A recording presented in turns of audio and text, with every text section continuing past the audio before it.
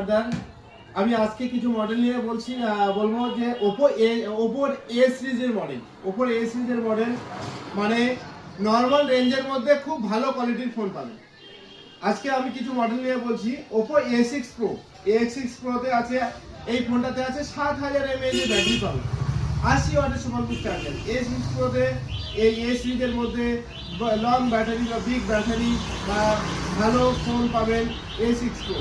আপনি যদি চান A6 হচ্ছে আইপি ওয়াটারপ্রুফ চ্যাম্পিয়ন ফোন। এই ফোনটাতে আছে 66, 68, 69 তিনটে রেটিং এর ওয়াটারপ্রুফ পাবেন এই ফোনটাতে।